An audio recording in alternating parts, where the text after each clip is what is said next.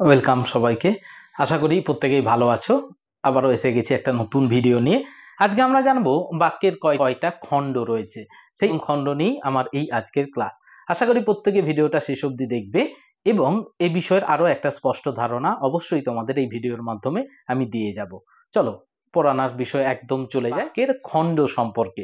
বাক্যের অংশ আর খণ্ড কিন্তু আলাদা। পরীক্ষায় যেমন প্রশ্ন পড়বে আমরা কিন্তু সেই অনুসারে উত্তর লিখব।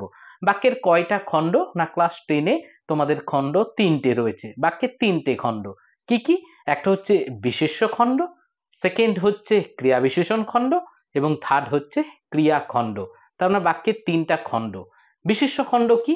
আমি হয়তো একটা উদাহরণ লিখলাম, সে একই রকম ভাবে তোমাদের স্ক্রিনে আমি উদাহরণটা রাখি, রেখে বিষয়টাকে বুঝি। ঠিক আছে, উদাহরণটা কি আমরা স্ক্রিনে প্রত্যেকে দেখতে পাচ্ছি না? লেখা রয়েছে মেধাবী রমেন খুব আস্তে লিখছে।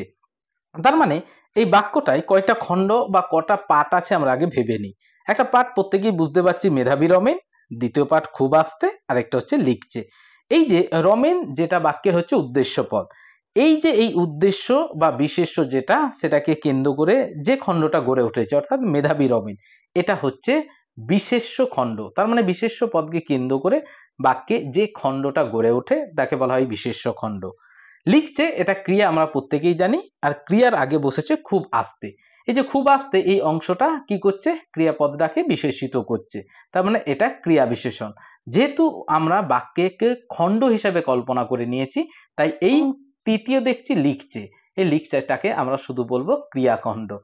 কেন না এই লিখছে এখানে কি না একটা লিখ ধাতু, তার সঙ্গে ছে বিভক্তি যুক্ত হয়েছে, ধাতু প্লাস বিভক্তি নিয়ে তৈরি হয় ক্রিয়াখণ্ড। তার মানে বাক্যের 3টা খণ্ড কি এবং সেই খণ্ডগুলোর সংজ্ঞা এবং উদাহরণ আমরা প্রত্যেকেই কম বেশি বুঝে গেলাম। আশা করি প্রত্যেকে বুঝতে পেরেছো। যারা পারোনি তারা অবশ্যই আমাকে কমেন্ট করো, আমি পুনরায় চেষ্টা করব তোমাদের কাছে অন্য কোনো ভিডিওর মাধ্যমে বিষয়টাকে আরো স্বচ্ছ করার। Thank you.